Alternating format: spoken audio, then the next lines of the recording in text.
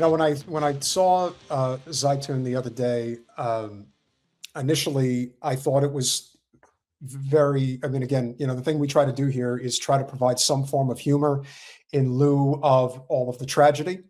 But then I realized that he works with an organization that I think does fantastic work, which is Roy and News English, in terms of anybody who's covering a lot of what's going on here.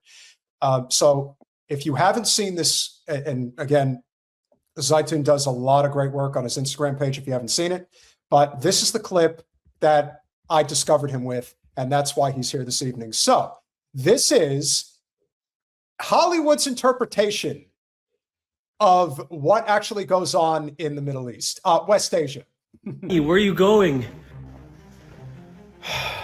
I'm going to Israel. The Gazans have weapons of mass destruction, and if I don't stop them, they're going to nuke the White House. Don't pick up that gun, child. You're only 5 years old. Don't pick it up. Don't make me have to kill you. Sir, that child is picking up a piece of bread. This one's for democracy. Robert, are you okay? I have PTSD from when I sniped that child. Why did Islam make me do this? Abu Bakr, Mansour, Al-Abar, Al-Aswadi, Masari, Maradi. Don't do this. Jihad. Wait, hold on. I can translate.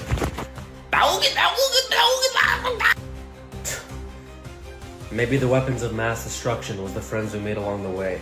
God, you're so brave. Sir, it's your wife. She's pregnant. She wants you to come home. Send 10 billion to Israel. Zaytoon, welcome to Revolutionary Change. Hey, how you guys doing? Hi, how are you? Good. Nice to meet you guys. Nice to meet you too. I have not seen your stuff before, but Peter speaks very highly of your work. Oh yeah, I'm glad you guys like it. What else can you do in these moments where levity is very hard to come by? Please share your background. Obviously, Royal News English, like I said, you guys do amazing graphics, very informative information. We've covered on this channel multiple times over the past couple of years. I wish for better circumstances, but we have to get this out there as best we can. So please share as much about you as you can. Yeah, my name is Faris Saeed, but I go under the name Zaytoon. I'm a Palestinian. Both my parents and all my grandparents, they're all born in Palestine. And then they went to Jordan for, safety reasons. And so that's where I was born. I was born in Jordan, moved to the United States after a little bit. And about a year ago, I started messing around on social media and stuff like that. I was doing fun skits. And then I decided that, as a Palestinian, I have to speak about and upon what's happening on my own people. This is after October the 7th happened because, we can't stay silent. And when I would make informative videos, they wouldn't get many views. So the way that I felt I can get the message out is I'll do it through comedy. Because people like comedy, they'll get entertained. But at the same time, there's a level of, informativeness that can alert people as to what's going on. And I think some people that didn't know much about it, hopefully I can kind of bridge that gap and get them to realize more stuff. What is your professional background? What is your artistic background that you felt inspired to do comedy? Right? Yeah. Yeah. I'm a college student. I'm a senior. My background, I'm a film major. And in terms of a background in this sort of field, I didn't really ever have one. I just started doing social media. And then Roy and News, as you were saying, they contacted me about 4 months ago. They said, we like your content. You want to come work for us? And I said, yeah, sure. So I've been working for them for a while and doing more actual informative videos and then doing the comedy stuff on my social media page. Right. Where do you go to school? Where are you? I'm at the University of Wisconsin-Madison. Okay. Yeah, we have a lot of cheesehead friends on our show. We do. We have a fairly sizable cheesehead contingency. Yeah. So what is something that you can share with the audience that is going on in Gaza in terms of the current situation, in terms of everything that's going on in Israel that perhaps we're not seeing on the news, the Americanized news compared to something perhaps you might find on Royal? There's this false narrative. People think that the violence has just stopped, right? Because the media kind of got bored of what's going on in Gaza. They're not reporting the strikes that are happening anymore, the stuff that's going on with innocent people that are just waiting in line for food and stuff like that. So they don't really touch upon it anymore. But there's still a lot of things going on. There's a lot of Palestinians that still have that are very food insecure. people that are still not being able to live in the conditions that they are. For example, the tents cannot withstand heavy rain that's happening currently in Gaza, so people are having their tents flooded, and now they're again out on the street.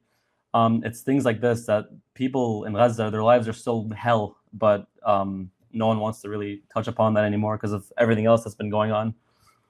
Intentionally, mind you. Intentionally, it's very it's a lot of the circus is distraction from the Holocaust, from the Epstein files, which are very kind of interconnected in so many sick oligarchic ways. But in terms of what's going on in Palestine at this point, to me, it almost feels like it's just full-on brazen open season in both the West Bank and in Gaza, as far as, I mean, even as far as going into Lebanon. Like at this point, it just seems to me that it's just Zio Hell is in like full throttled just mode of just attack.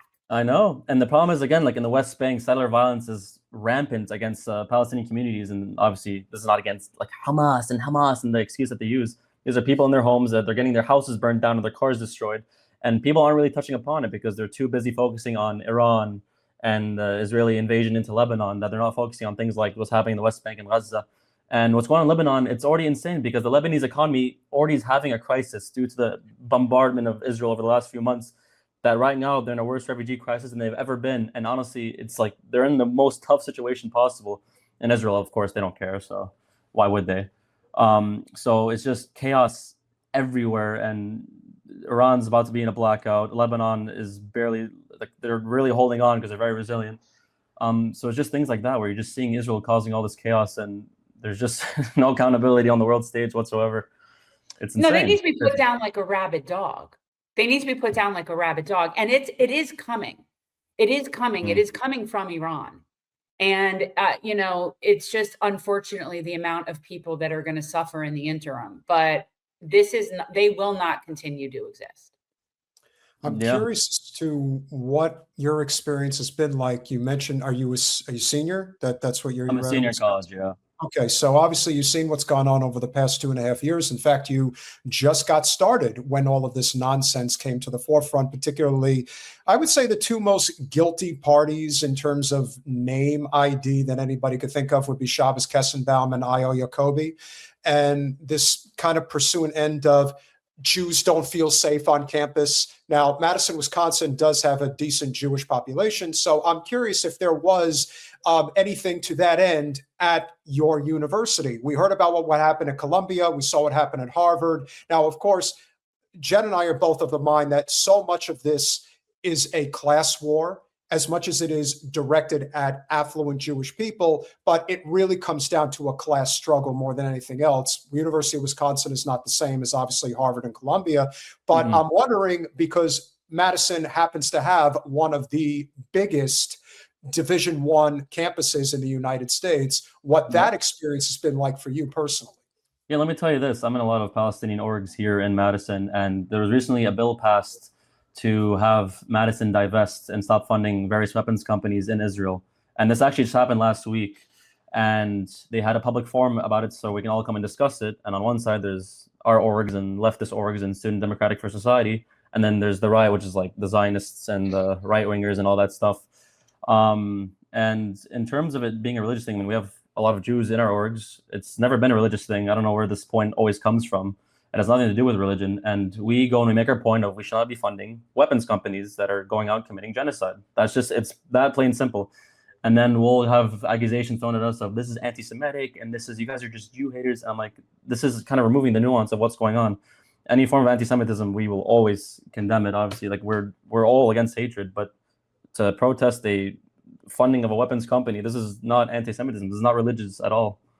So I think this is just kind of a way of just kind of putting it down and kind of just trying to disregard everything that we're trying to put out, if that makes sense.